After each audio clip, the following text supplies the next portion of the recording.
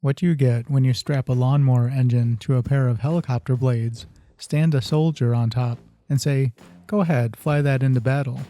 Well, in the 1950s, the US Army actually tried that, and they called it the Aerocycle.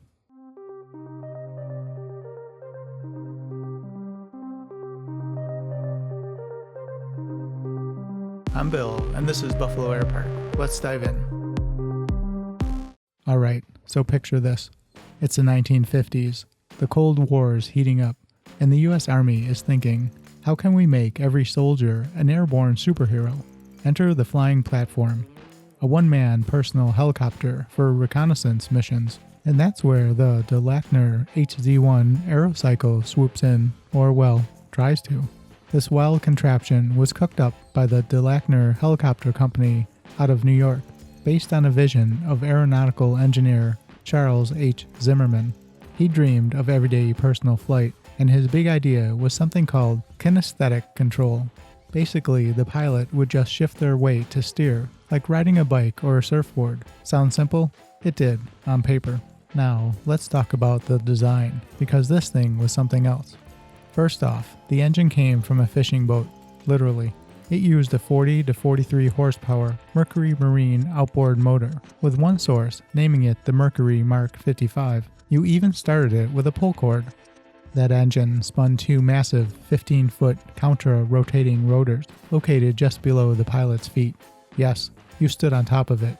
Your feet were strapped in, and you controlled lift with motorcycle-style handlebars and a twist throttle. To steer, you just leaned, and that was the whole idea.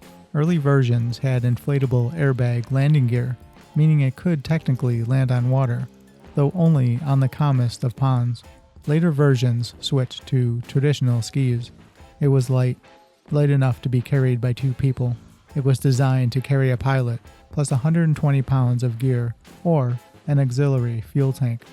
That extended the range from a modest 15 miles to a hopeful 50. One source even claimed a maximum range of 150 miles and payloads up to 300 pounds, though that's likely optimistic. Top speed? Somewhere between 65 and 75 miles per hour, depending on the source. And it had a theoretical service ceiling of 5,000 feet, but Flying Magazine once suggested it could hover above 10,000 feet. No one was brave or foolish enough to test that. At first, the Army was impressed. After over 160 test flights, totaling more than 15 hours, they ordered a dozen units. The idea was to give soldiers airborne eyes and ears, the modern cavalry. And get this, the Lackner claimed anyone could learn to fly it in under 20 minutes. Some said even 5. Like riding a bike, they said. But, as one observer dryly pointed out, the thing about learning to ride a bike is you fall off a lot.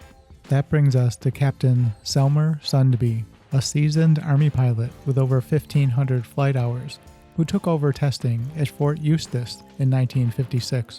It didn't take long for him to bust the easy-to-fly myth. As he famously put it only took me one flight to realize that a non-flyer would have considerable difficulty operating it. In other words, it was way harder than advertised. Sundby described the experience as bumpy, jerky, hesitant, anything but smooth. And here's where things got dicey. Those low-mounted rotors had a bad habit of kicking up rocks and debris. Not great when you're standing just above them. Worst, during test flights lasting up to 43 minutes, the contra-rotating blades had a tendency to flex, intermesh, and collide. That's right, the blades would hit each other mid-flight and disintegrate. Complete loss of control followed. Sundby survived 2 such crashes, including one from 40 feet up. He broke his leg in one of them.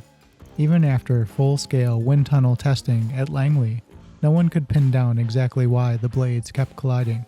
Then there was the pendulum effect, that constant, uncontrollable pitching motion caused by the pilot standing above the center of lift, like trying to balance on a pogo stick, with helicopter blades spinning beneath you. One writer put it best. It was like asking a soldier to stand over a giant flying food blender and head into combat. Eventually, the project was scrapped. The Aerocycle and the broader personal lifting device concept just didn't live up to expectations. Regular helicopters were safer, more capable, and far more practical. But for his bravery and bruises, Captain Sunbee was awarded the Distinguished Flying Cross, which honestly sounds like the Army's way of saying, "You survived that thing? Here's a medal." Out of the 12 Aerocycles built, most were scrapped, but 2 still exist. One at the U.S. Army Transport Museum in Fort Eustis, Virginia, and another at the Evergreen Aviation and Space Museum in Oregon. So, while it may have been a short-lived idea and a bit of a flying disaster, the Lackner HZ-1 Aerocycle remains one of the strangest and most daring aviation experiments of the Cold War, proof that even the craziest ideas can earn a spot in the history books.